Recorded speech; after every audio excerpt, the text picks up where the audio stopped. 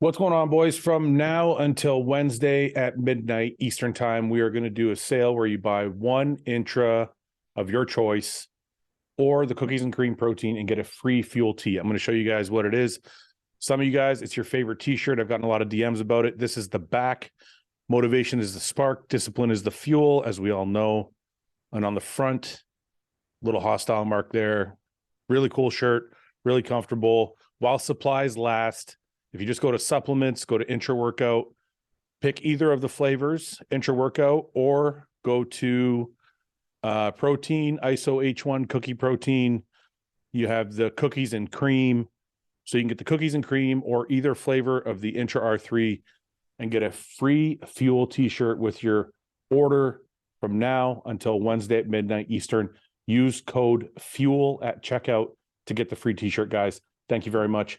Support the channel, support me by supporting Hostile, and we'll keep things going. Thanks, guys.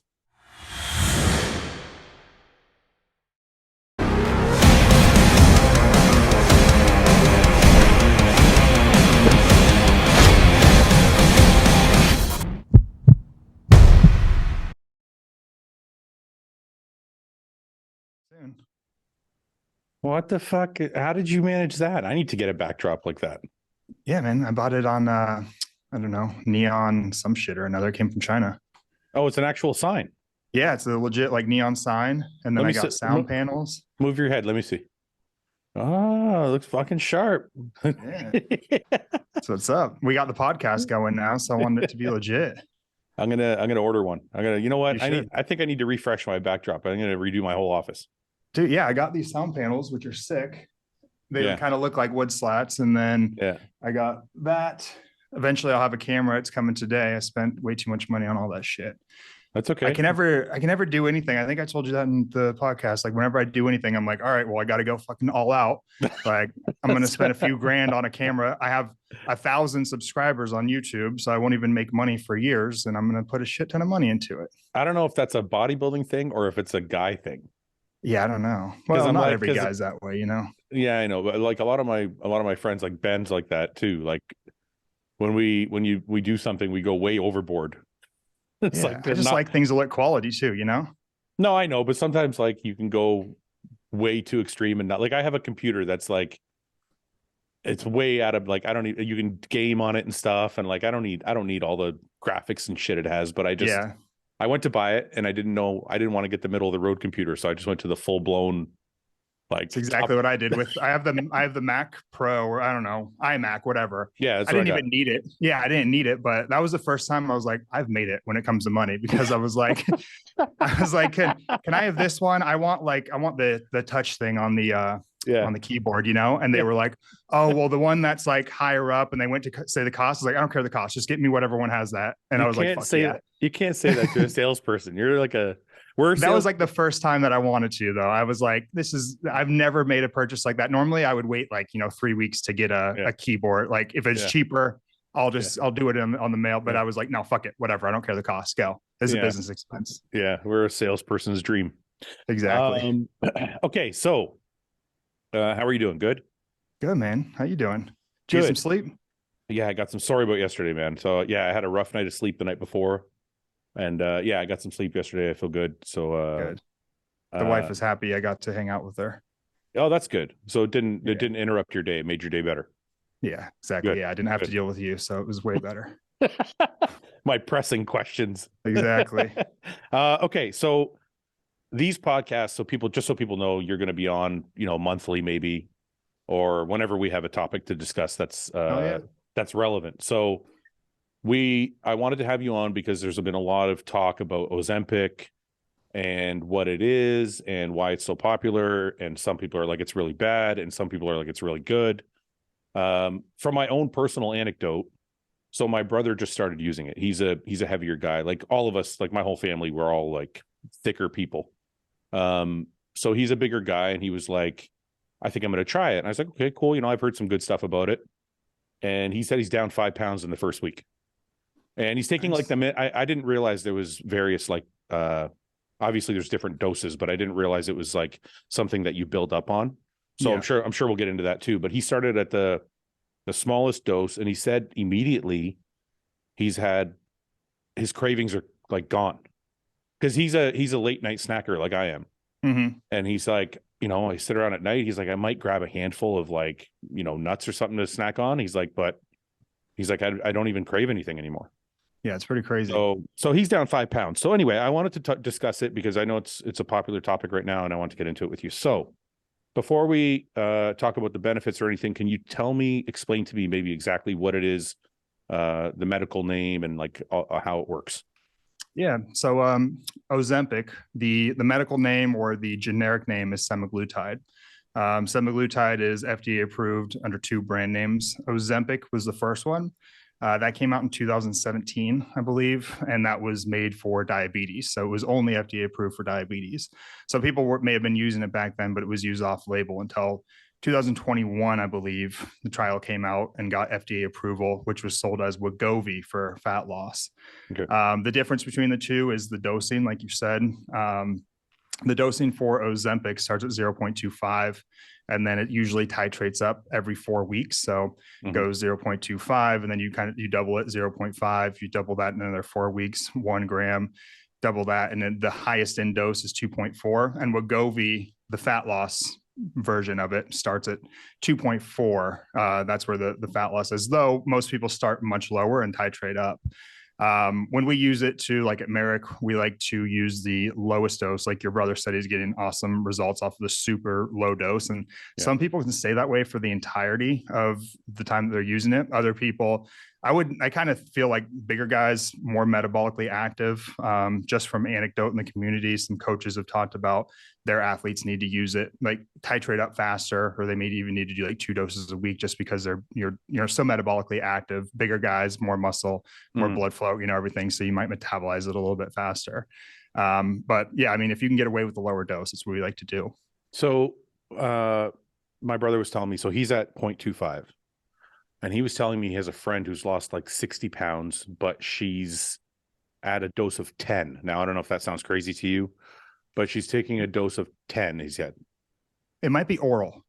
Okay. Oral, which I forget where that starts, but it's different. So the point, milligrams. The point I was trying to get to with it is he said that she has been on it for a couple years, or a year, I think, or something like that. And she can't get off. Like, she's scared to get off. So does that happen too? Like, are you running into people who are like just totally relying on this drug that can't go on without it? Yeah, for sure. And then I guess we should just preface too, like all of our talks will be a little weird because we're talking to bodybuilders here, which are a lot different than your average person. So for your average person, in bodybuilders, I don't even I thought about this morning, knowing that we're coming on, like, does this even something that bodybuilders need? I mean, you guys get ripped without it for years. Do you honestly need something like this? I don't know. But for the study, the population that's been studied and are normally using these things for weight loss, they're usually pretty obese people who have a lot of background with being obese. They have a lot of lifestyle habits that have led to that. And it's literally like any other way of weight loss. If you suddenly stop whatever you're doing, whether that's a diet or a supplement or whatever it is that was helping you to lose the weight, and you revert back to your old way of living, of course, you're going to gain weight.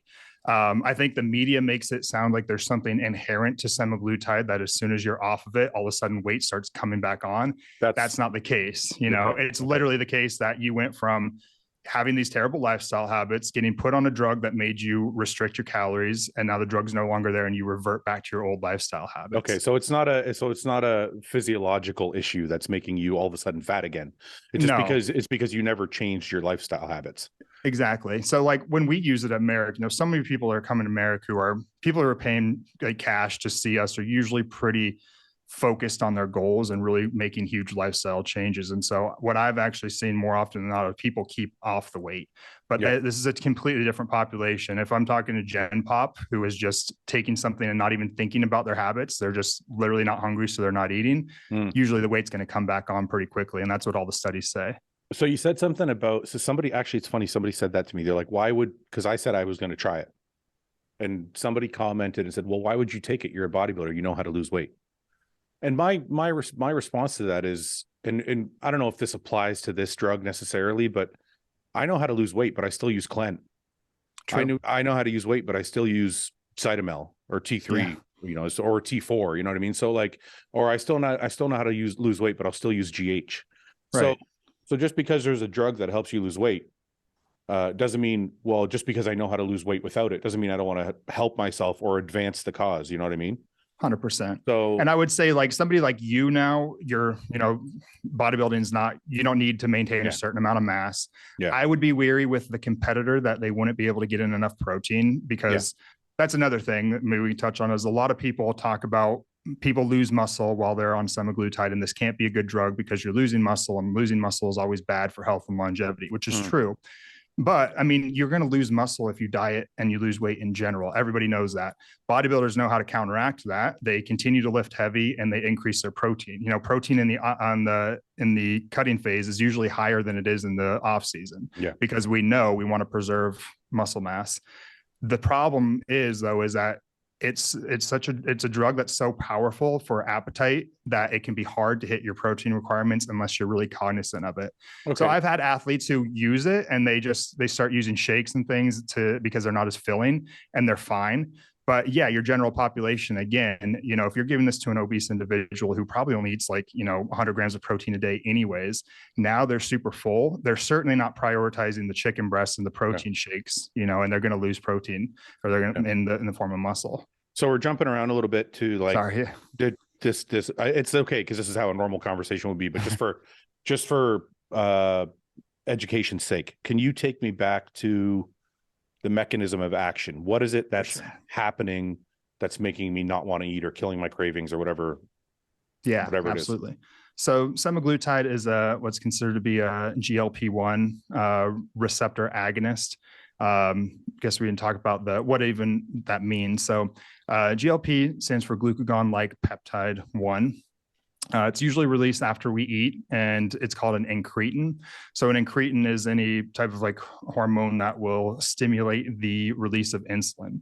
So it actually goes and tells the pancreas, the beta cells of the pancreas, secrete this insulin, which will lead to our glucose being shuttled into the muscle. Your listeners know what insulin does.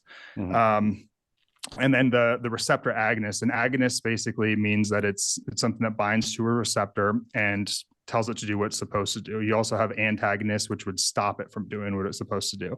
But this will stimulate. So it acts just like GLP-1. The difference is that this has a much longer half-life. Normal GLP lasts for, has a really short half-life. When our body makes it, it only gives us that feeling really quickly and then goes away. This has a half-life of 7 days. So what it will do is it'll cause that stimulation of insulin. So on lab work, you actually see your insulin be a little bit higher, which leads to lower glucose levels, which is where it's good for the diabetic population. But the hunger part of it acts in 2 ways. There's one that it binds to the hypothalamus, the part of the brain that kind of controls hunger and hunger signaling. So you literally don't feel hunger, or like your brother said, the cravings. Even heard people say that it's kind of altered the way that they think about food, and even the dopamine and the reward system in food. So I've had guys say, I love fries and burgers and stuff, but now on semaglutide, when I think about it, it's kind of disgusting to me. And even the smell is turns me off, which is interesting. That's one part of it. And then in the periphery or in the gut, it'll cause slower gastric emptying. So, you feel fuller longer. You can normally make it through a plate or 2 of food. You might only make it through half before feeling full. And then the food stays in the system for a lot longer. So it's almost like a gastric bypass in an injection. Yeah. Okay. So for like you said, for regular people, that's great. For bodybuilders, this is the question I had. So even though for me, this is perfect. And I'll just explain to people why. So because of my kidney issues, I'm trying to keep my protein intake down anyways. So I only eat 3 meals a day, maybe 4 tops, and they're all 20, 25 grams of protein each. So I'm not eating a ton of food anyways. And then my problem is the snacking. So for me, this drug sounds too good to be true. But for the average bodybuilder, my question is it going to stop them from eating? Because the only way I can relate it is I remember back in the day taking Anadrol and it getting to the point where I was I would eat 1 meal a day because I'm the Anadrol was fucking up my stomach so bad that I couldn't eat. So I had to stop taking it. Is this going to do that kind of thing? Or is it if a bodybuilder was to stay at 0.25, would they still be able to eat? Is the dose of the drug completely indicative of how satisfied or how much or how full you feel? Not necessarily. Like we said, some people respond really well to that 0.25. It knocks out all hunger and cravings. Other people may need to go all the way up to that 2.4. After a while, it might, but I would still be weary of like a competitor who is really, a guy like, your friends Ian and stuff, when they're cutting, they're still probably like north of 3,000 calories, which is for the average person, it's actually just a lot of food, even for them. There's not a lot of times that they're dying. So that's a lot of volume. And if you're slowing down the digestion of that, even in the cutting phase, they need their food to be digested fast. That's why guys are going with white rice and fish and things like that. So I feel it would maybe screw that up. Somebody more lifestyle, just trying to get lean for the summer or something, probably not that big of a deal. Who cares? It's okay. Or somebody like you said, perfect for somebody like you. Probably not ideal for the competitor, just because I feel like it's going to limit the amount of protein they get. You're probably going to feel sick a lot of the time, not want to be able to work out. I don't know. I just wouldn't really use it for your average bodybuilder. I don't think it would be ideal. So let's go away from the competitor, because there are a lot of my listeners are not actually competitors. They guys that love to lift and guys that want to look good, but they're not really competitors. So let's put the competitor aside and say, okay, this guy's got to eat way too much food, way too much protein. Probably not the best idea for him. And most competitors, when they're dieting, aren't really thinking about snacking anyway. Or if they are, they're not going to go that way. They're not going to cheat on their diets. So let's go with the average guy who loves to lift and wants to look good for the summer. Is it perfect for this guy, or is he still got to get in 3,000 calories, 4,000 calories a day? So it's not going to work for him either. Yeah, I guess it depends on how big you are too, right? Like if you're just a normal guy who's like, 205 and you're trying to get lean to a 2 or a 190 or something, it's probably fine, because you're probably cutting already at like 2,000 calories or maybe even lower eventually. And that's probably ideal. And I think you can probably figure out how to get your protein in with things like protein shakes, which is what I'm normally telling our clients. Like, if you're going to use this, prioritize that protein, eat the protein first on the plate before going to the rice, drink the shake, just make sure you hit that protein just like any other cut phase that you would do. Keep your protein higher and keep lifting heavy. So yeah, it's probably fine for your average lifestyle guy. I think it would be okay. So let me ask you this. I have a friend who had a gastric bypass surgery, and he looked phenomenal after like a short while after he got it done. Like he just, because his portion size from his meal on his plate went from like a full plate of food to like a quarter of the plate, and he was full. Right. So he lost a lot of weight, but obviously it wasn't just fat. Like he lost a lot of mass overall, but he felt great, looked great, lost like 40, 50 pounds. So these guys that still want to look good, if they're not eating, they're probably going to lose muscle at the same time, right? Exactly. But you might just end up being skinny fat. You're not going to necessarily look like buff and great for the summer. You might just be smaller. Certainly possible, but I think the same could be said for any diet. If you diet too aggressively and you didn't prioritize protein, you didn't prioritize heavy lifting, you're going to lose protein, you're going to lose mass, muscle mass. So I think the same can be said. It just makes it a little bit harder to do those requirements. If you're unable to get enough food into your gut that contains enough protein, that's not good. And then if you're feeling like shit, because it does have some side effects we should talk about, like feeling nauseous, and if you're missing workouts due to that, you run the risk of definitely losing muscle. Let me ask you this. Does it vary from person to person? Like, do some people take it? I mean, obviously it varies from person to person because the dose, but do some people take it and they're still able to get in 3,000 calories and feel okay, but they don't have the cravings, or is it kind of hit everybody the same way?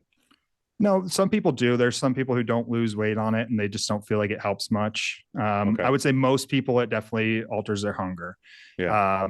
Usually it's a little bit more potent right in the beginning. The first few weeks come with some pretty bad nausea associated with it. And if you're just feeling nauseous every time you eat, you're eating less food regardless. Usually the nausea goes away, and then it's more of just feeling full and not that hungry. So, you take out the nausea part of it and you're able to eat a little bit more, but you still feel full. Okay. So let me take this perspective. What are the benefits before we get into the side effects? Because I do want to get into that, but what are the benefits aside from losing weight? Because I mean,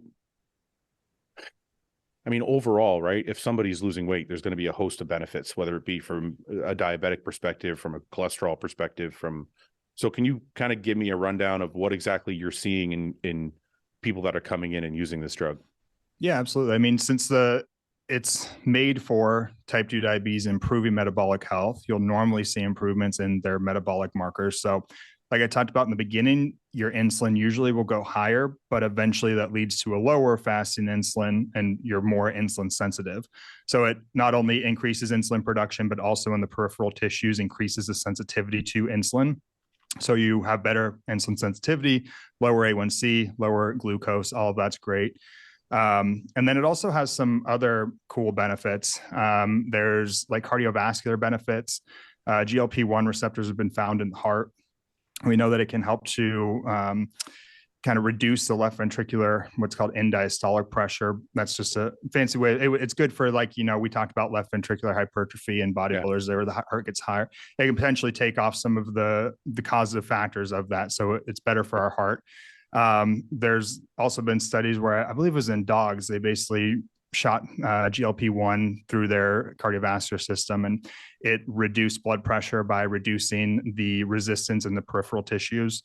So you're able to open up the blood vessels and kind of lower blood pressure that way. So I do think it has some cardiovascular benefits. It may have some cardiovascular negative effects too, though, which we'll talk about later. In the brain too, pretty interesting. I think it's being used now to look at the potential of offsetting dementia. It has some cognitive benefits. So we know that I think it was mice, they showed that it slowed neurodegeneration, improved kind of cognitive reasoning. It also reduced what's called amyloid beta plaques. Those are the plaques that are found in Alzheimer's that kind of start the process, or at least implicated in Alzheimer's dementia. So it could potentially offset some of those neurodegenerative diseases too. Okay. So, but I think the most benefit comes from weight loss. Yeah, I mean, with the weight loss is going to come a host of all those other. Right. So one of the things I want to ask was if, a lot of guys, obviously, that watch the channel are using steroids and using various drugs. So I'll kind of want to go down the list. So if you're using Ozempic, does it affect anything you're doing with any type of PEDs? Like if you're taking testosterone, if you're taking any orals, any GH, anything, does it affect any of that? I don't think so. I think if anything, using those concurrently would help. Just like we talked about, if you're cutting, you probably want your androgens to be a little bit higher. Most guys run their stuff a little bit higher in cutting phases for that reason. Yeah. So if you're on like a TRT or PEDs, you're probably limiting the breakdown of muscle, which is good. Mm-hmm. We talk about growth hormone increasing insulin resistance, and maybe it can offset some of that. So maybe it's good to use concurrently with growth hormone too. Okay. Hard to say, but you could make an argument for that. Yeah. Okay. So then on a more medical side, I know a lot of bodybuilders take blood pressure medication. So you were saying Ozempic might affect blood pressure. So if I'm taking a blood pressure medication to lower my blood pressure anyway, and this affects it also, is my blood pressure going to get too low? Like, do I got to change my blood pressure medication, or how does that affect it? I don't think so. I haven't seen it lower blood pressure enough to cause an issue. Also, there's been some talk recently of it increasing heart rate, which what I say could be a downside to it. Peter Attia, I don't know if you're familiar with him. Yeah. He talked about in his practice, he's seen an increase of like 8 to 10 beats per minute in sleeping heart rate on his patients. So that's possibly a bad part of it. It hasn't really been teased out in the literature as to what's causing that, and is it good or is it bad? In his opinion, anything that increases your heart rate probably isn't good. And so it's just something to be looked into. So it's a relatively new drug. But I kind of look at it this way, and you can tell me if this is me just trying to be pro Ozempic. I look at it this way: let's say you weigh 250 pounds and you're obese, not muscular, but let's say you're just fat. Your heart rate is probably high anyway, and your blood pressure is probably high, and you're probably very unhealthy. So if you took it and you got down to 200 pounds, wouldn't your heart rate come down naturally anyway? And then if it goes back up 8 to 10 beats because of Ozempic, you're kind of in the same place, or even still better off. I would 100% agree with you. I think Peter Attia would agree with you too. Yeah. So, I mean, it's kind of like you're weighing out like, okay, my heart rate went up 8 to 10 beats, but all of these other markers are far better. Definitely. So it's like, who's healthier at that point? You know what I mean? Exactly. Again, there could be an explanation. We just don't know. Maybe it's an explanation where it says this isn't actually bad. It's maybe even beneficial for XYZ. We just haven't found it yet. Yeah. So there's a I forget the name of the drug, but it's an SGLT2 inhibitor. Canagliflozin. Yes, and a lot of it was originally, like, you can explain it. Obviously, it was originally for diabetics, but now it's being used also because it's showing some heart preventative properties. So can you explain to people what an SGLT2 inhibitor is and how it might affect Ozempic, if at all? Yeah, so they inhibit what's called the sodium glucose transport protein type 2, SGLT2. So yeah, and that blocks the reabsorption of glucose in the kidney. So normally when glucose goes through the kidney, it gets reabsorbed, and we really shouldn't be urinating out any glucose in a natural state. But this will block it so it doesn't get reabsorbed and you just pee out the glucose. Okay. That's obviously really beneficial for diabetes, since you have hyperglycemia of too much glucose is a way of getting rid of it. That will also help they usually lose some weight because you're peeing out, carbohydrates essentially. Yeah. But yeah, recently been kind of looked at as potentially a longevity tool because it's so beneficial for kidney health. Yeah. Basically, all of us will die with some amount of kidney disease. It's kind of impossible that we won't. And so if we're able to offset that, that's huge for longevity. So there's a lot of people now just using it for basic overall health and longevity. Like Peter Attia is a big proponent of it. Yeah. So that's why I know of it, because of my kidney issues. My doctor and my nephrologist both thought it was a good idea to start using it. So now that we've kind of explained what it is, would Ozempic affect that at all? Well, it's possible that you could start running into hypoglycemia, especially if you're a normal person who doesn't have diabetes, who has normal glucose metabolism. And that's where any of the issues with combining any diabetic drugs come in. For some people, their diabetes may be so far gone that it's an okay thing and you could combine them. For your average person, I would probably say be careful of that, because you don't want to have one thing that's making you pee out glucose, another thing that's shooting insulin high. You run the risk of hypoglycemia. Yeah. Okay. Is there any other drugs that you could think of that the average person would be taking that Ozempic might not be a good one to combine with? Metformin is another one for sure. Okay. I mean, it's great again in the diabetic population, but you do run the risk of combining those, increasing your risk of hypoglycemia. Yeah. So anything that is a glucose modulator, like any type diabetes type 2 medications or insulin specifically, I really wouldn't, combine that with insulin, especially in your normal individual. Okay. And so this brings me to the part I don't want to hear about, because I really want to use Ozempic. The part of, what's funny, before we get into the side effects, is there a possibility that I want to use it more to kill cravings rather than actually make me feel full. Is that a possibility, or is it just the two go hand in hand? Like, you're going to feel full and it's going to kill your cravings? I think they go hand in hand, but again, I think the fullness kind of wears off. And a lot of times too, I think people can still overeat while they're on it, because it can take a little while before they feel like crap. Yeah. So in the beginning, I think people overeat a little bit too much in those first few weeks before they learn what the drug is doing to them, and they eat normally, and then they feel awful, 20 minutes later. So eventually you just kind of learn, like, oh, okay, last time I started to feel full, I should have stopped, because I felt, it's like overdoing it on Thanksgiving or something where you feel awful. But every time you eat. So, but there are people who eventually the fullness kind of goes away. They get used to it. And I think you can overeat that kind of. So it is possible. Yeah. I think you should probably be okay. I mean, you can always try it and see. We'll have to do another one. I'm going to do an experiment. I'm going to try it out. So, because I think I actually think it's perfect for my situation. But before we make a full judgment, I'd like to know what side effects that people are really experiencing that you are seeing the most of. Yeah. So when it comes to side effects, I almost say like 100% of people experience side effects, which is kind of funny to me when you can compare it to our last conversation. We talked about statins, and everybody is so afraid of statins. And when you look at the research on statins, the side effect profile with statins is about 5 to 10% of people get side effects from statins. So very low, but they're looked at as being the most, this craziest dangerous thing. Yeah. Almost 100% of people get side effects of some sort from semaglutide, but this stuff's flying off the shelf. Everybody and their mom wants it right now. I just say 100% because usually at least you get some nausea in the beginning. That's the most common.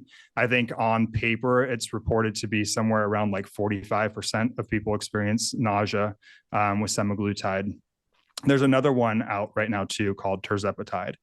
Tirzepatide is like the newest iteration of the GLP-1s. It's actually a combination of GLP and GIP. That's just another hormone that is responsible as an incretin. It's called a glucose-dependent insulinotropic polypeptide, GIP. Before you get me into a different drug. Sorry, I was just going to say the combination between the two side effects. Because yeah. So just, I mean, like moving forward, if you want to talk, you can kind of look at them as being the same, but the newer one, the tirzepatide, has a little bit less side effects. And it's probably what I would recommend to like you if you were going to try these things. What's it called?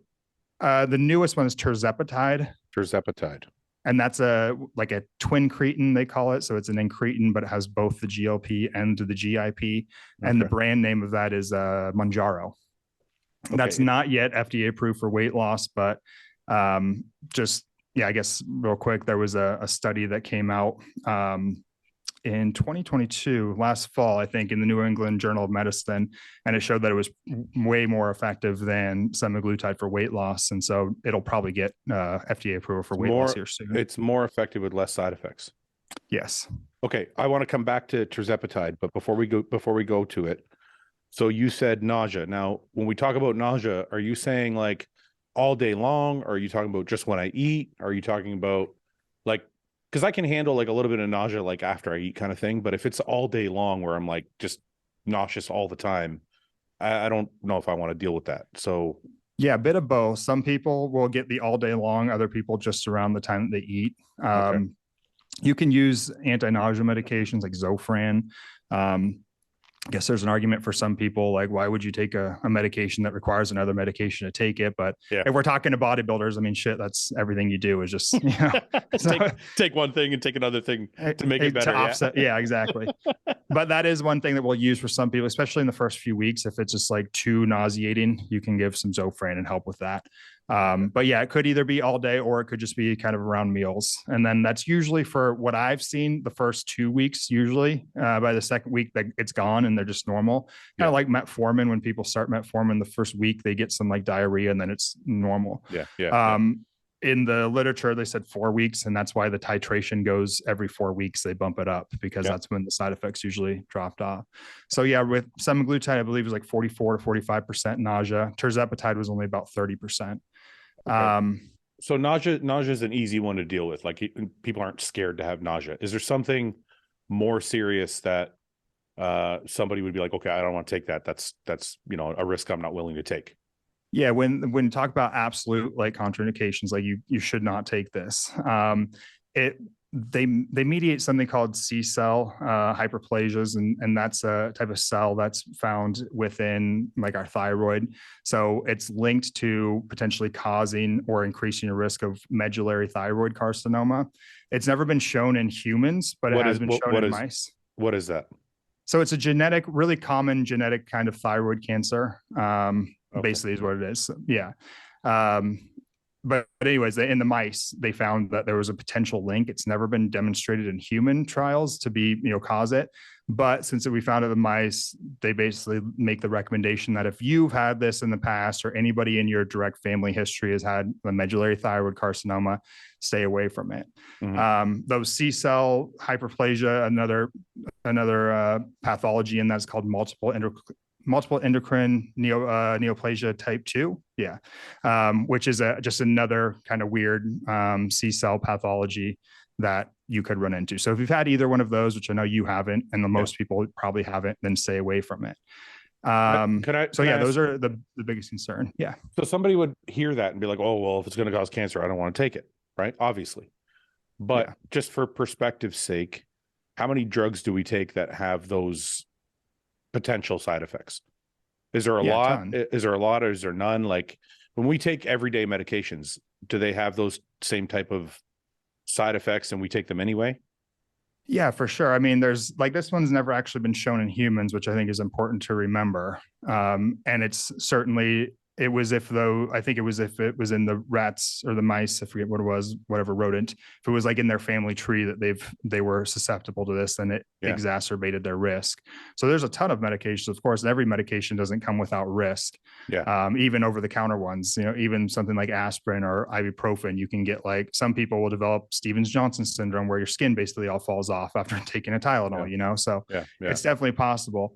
If you don't know anyone in your family who's ever had thyroid cancer, your risk of developing thyroid cancer on this is probably pretty darn low. Still enough to say that if it's in your family history, just, I would stay away from it completely. Either one of those, either that endocrine neoplasia type 2 or the medullary thyroid carcinoma. Stay away. Is there any other moderate side effects like nausea that you've heard people experience? Yeah, most are going to come down to GI. So it's nausea, diarrhea, or constipation. I actually, in the literature, diarrhea is listed more, but I've seen more constipation, which makes sense because it's slowing your GI tract from emptying. A lot of guys have told me that drinking more water while they're on it has helped that. I think since you're not eating and not thinking about consuming things, water consumption usually goes down too.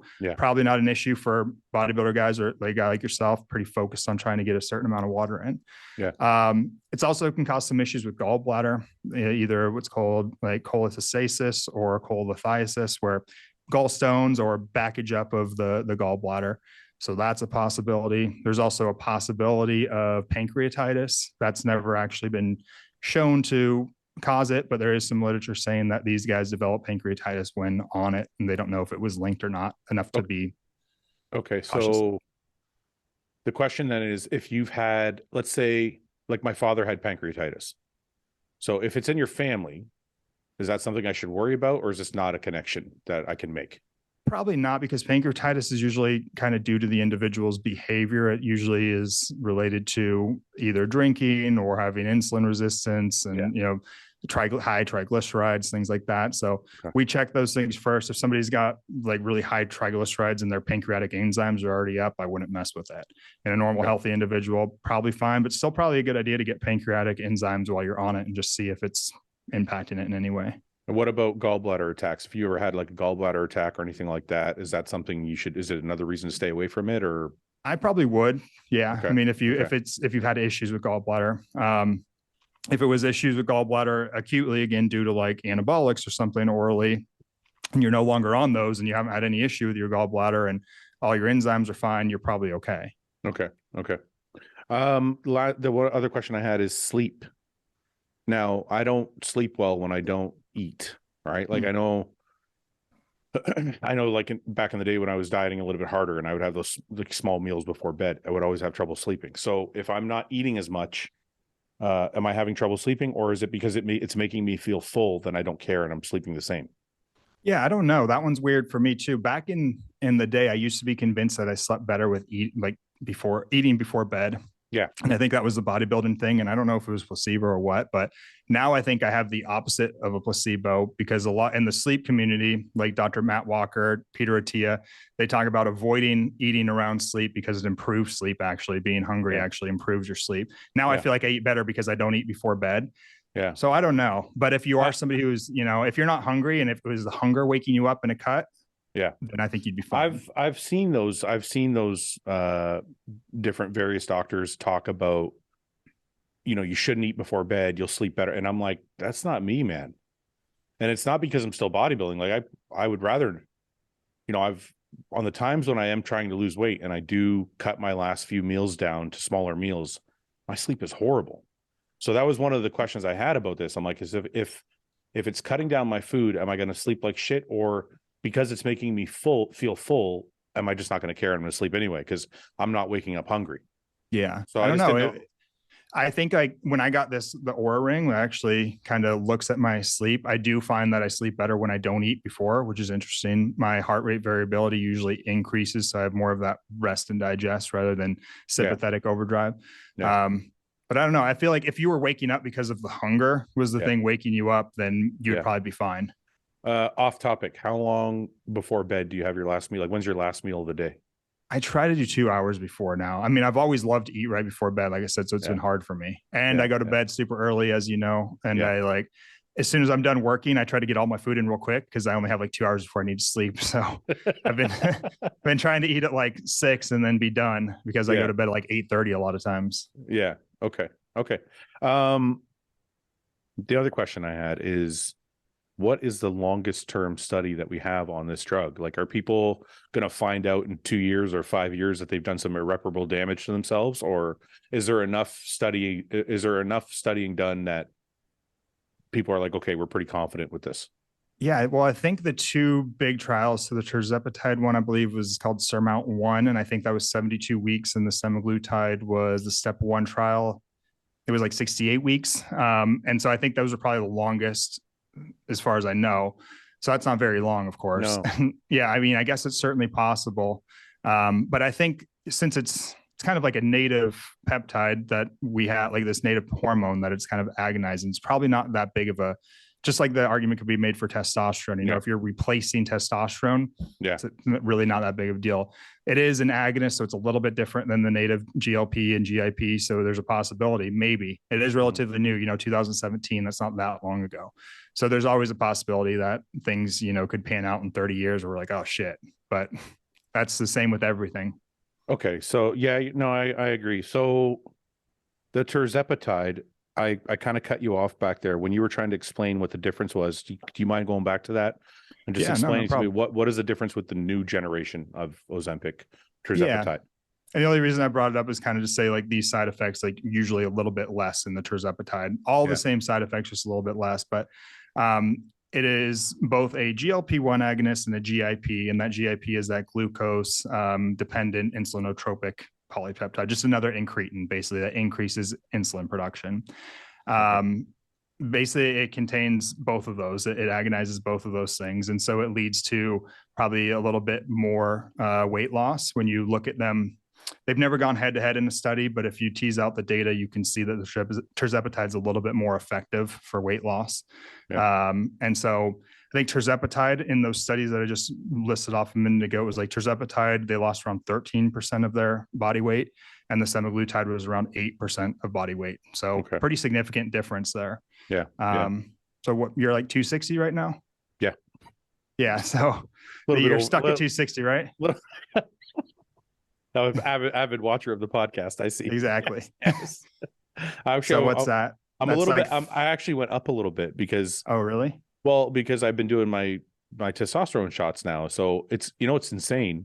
And I know we're a little off topic here, but just doing it's a little bit more than TRT. I'm doing about 250 a week. So, but it feels like I'm on a full cycle because I was off for so long. That just it's like this 250 a week. I just feel phenomenal in the gym, and I've put on like 5 pounds. I'm like, what the fuck is like? Yeah, I mean, you were going like a month or two in between injections, which is just crazy. Yeah, honestly, there's probably an argument that was worse for you than doing a little bit more TRT, like your dose right now. I do believe that. Well, I guess you can say we'll just say you're 260, so that would be 13%, 33 pounds. So what, like 227 to actually get you down to? I'd love that. Honestly, like I would probably feel way better at like 220, 230. Yeah. That's kind of where I want to be. Now, the only thing I don't want is I don't want to be 220, 230 with the same, like I'd like to lose. My fear with Ozempic is I don't want to just lose weight. I want to lose fat. So if I just see my body start shrinking, or my workouts suck, or my strength is lagging, or my pumps are gone, which I don't think my pumps would be gone because she said you actually get more insulin sensitive. But that's my worry, is how is it going to affect my performance in the gym? Because that's part of my like quality of life, is if I train, if I'm having fun training, I feel good about myself. So how many people have you spoken to that have experienced like negative side effects in that regard? So, yeah, I mean, again, like our clientele are so much different. They're usually guys like yourself or guys who are very active and have performance goals. Yeah. And they change, if you attacked it like any other cut, like I'm going into a cut, I'm going to lose 20 pounds and Yeah. you would know what to do. You would bring up your protein, you would make sure you're hitting your meals. Yeah. Literally, it would just make the whole process easier, because instead of, in between meals, you wouldn't be looking at Food Network just craving food. Yeah. You would just be able to go on without those cravings.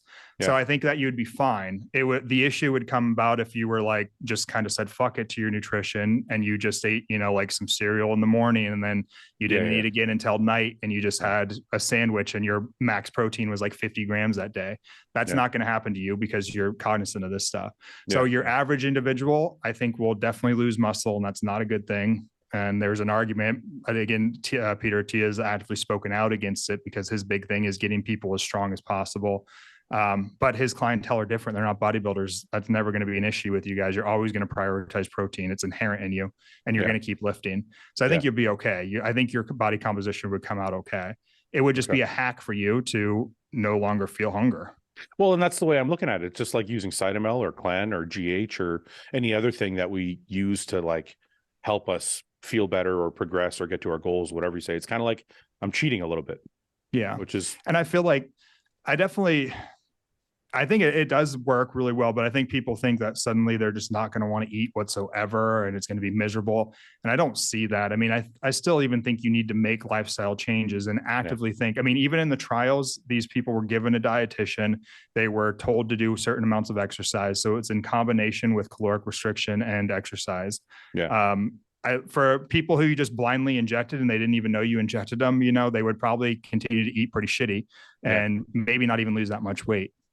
So that was the other question. I didn't even ask you. I actually didn't even know it was injection. I thought it was a pill. So there's both forms. Yeah, there is. Okay. Is the injection like a once a day? Is it once a week? What is the injection like?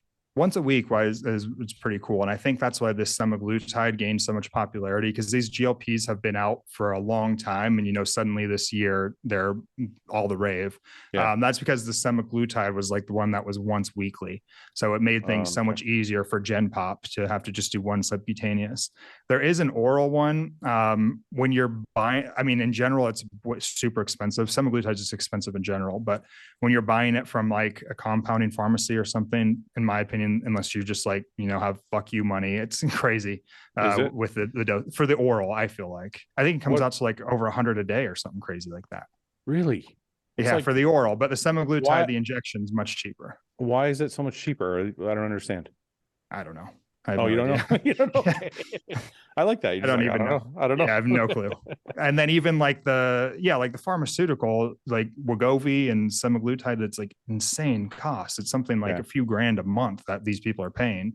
When you go to compounding pharmacies, it's not cheap, but it's significantly cheaper. Yeah. There's definitely a lot of people arguing that the compounding pharmacies are sketchy and blah, blah, blah. Like, I personally don't mind, sticking it to the pharmaceutical companies who are ripping people off for hundreds of thousands of dollars a year to run this stuff, Yeah. Yeah.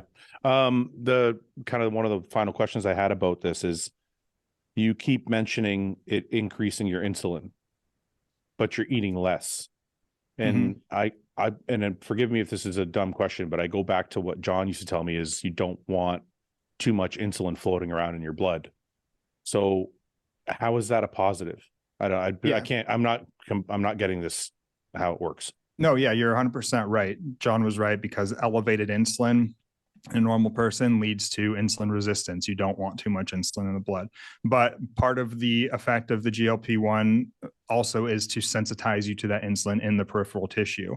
So not only like you're actually making the tissue more sensitive as well. And so it's okay because it's doing its job. In the normal individual, if they have higher fasting insulin just in circulation, all of those cells in the tissues are getting resistant to it. And that's what develops it. So this is also improving that. And in the beginning, your fasting insulin goes up, but I think since it has such a strong, potent insulin sensitizing effect in the tissue, your insulin actually comes down in long term. Okay. So overall, you get to where you want to be.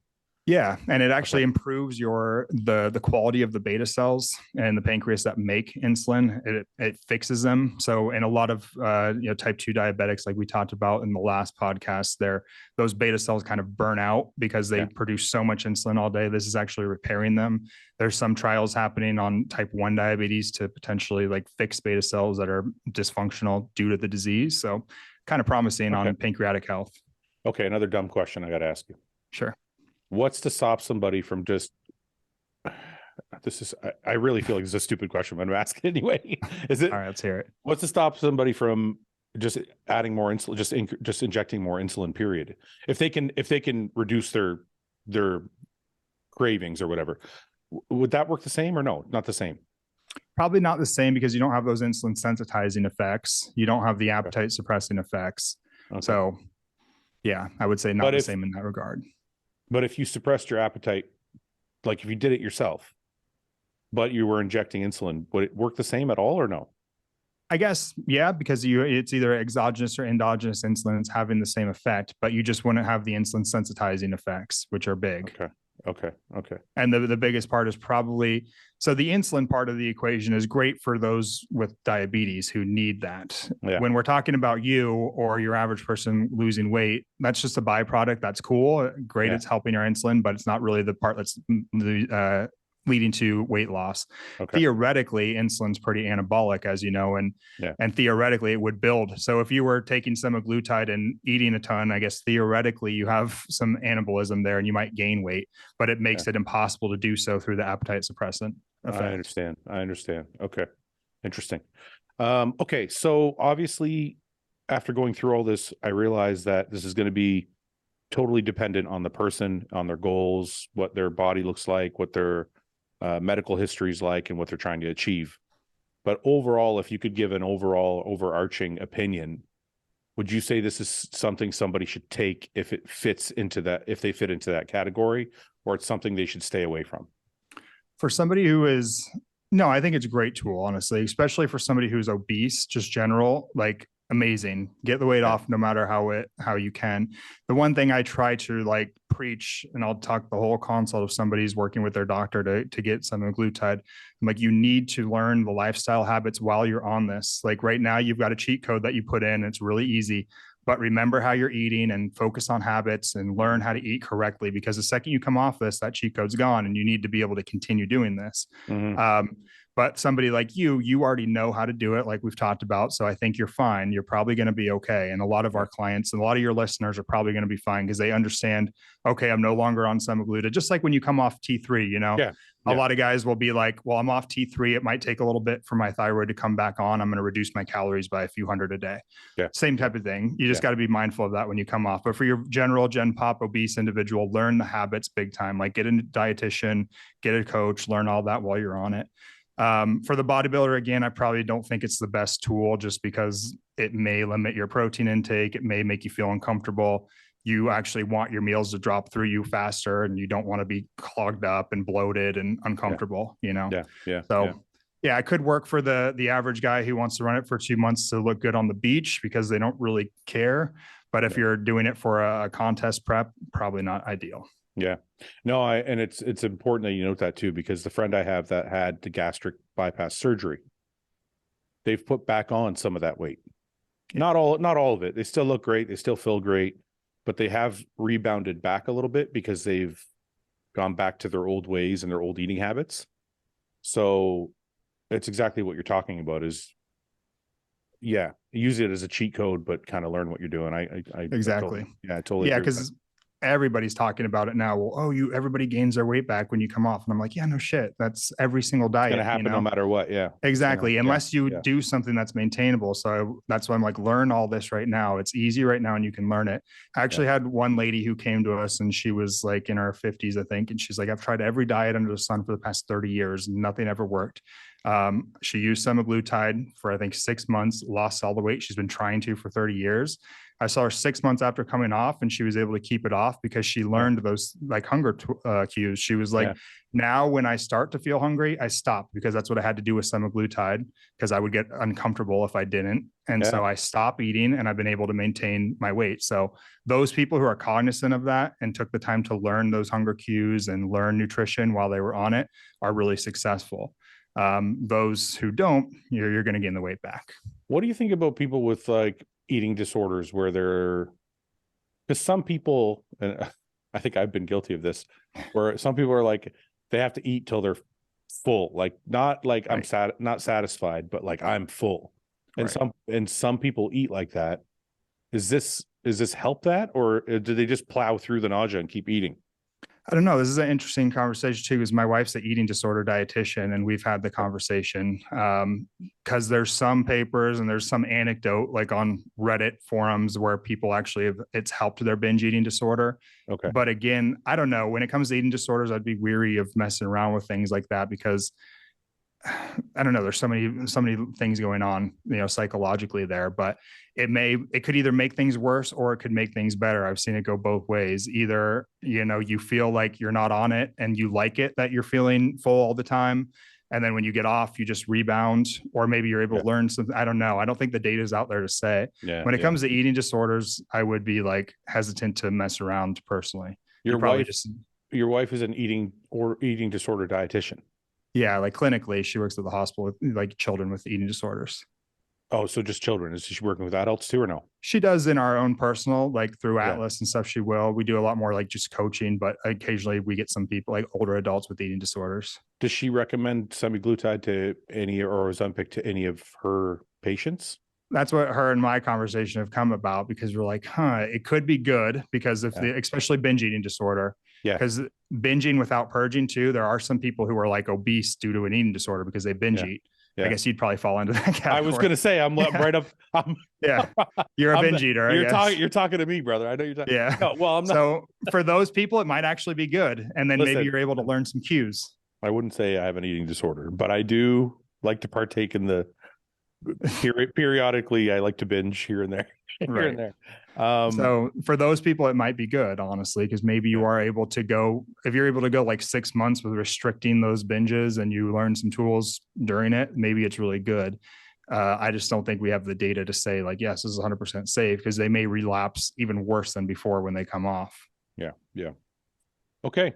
Well, listen, is there any other information that we haven't touched on for Ozempic or semaglutides that people should know about before we go? Because we kind of covered everything from side effects to positives to mechanism. So, I know one. I did listen to your podcast where Ben was like asked about growth hormone, and I hadn't heard that. I looked it up. I couldn't find anything. There was one study that said potentially semaglutide increased growth hormone secretion, but it didn't look clinically significant to me. There wasn't enough. Right. It was like he said like bring up, it might suppress growth hormone or something, right?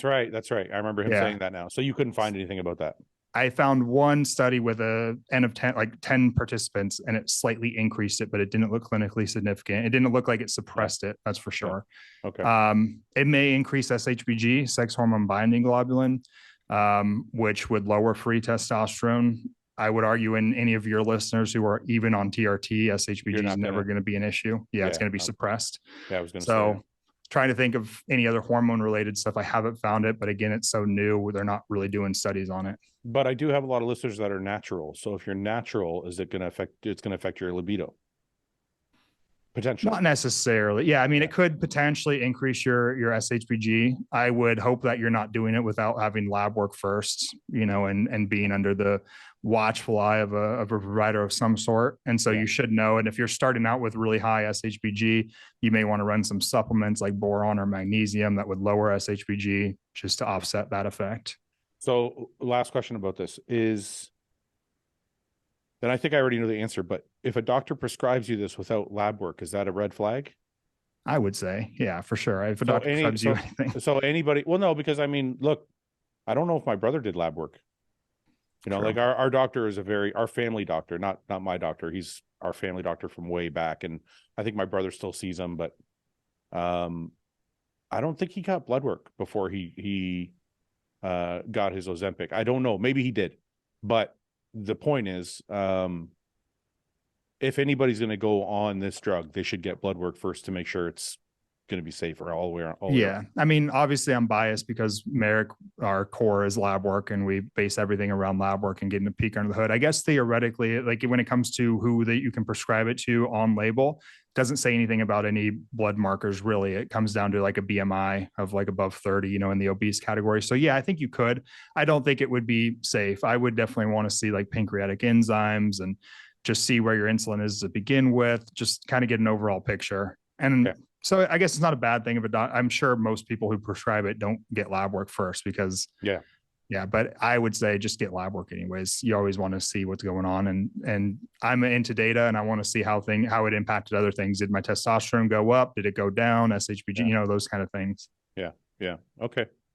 Okay. Well, look, Adam, I appreciate you coming on, man. I appreciate the discussion. Hopefully it helped a lot of people, and we'll come back in a few weeks and do something else and Sounds good, man.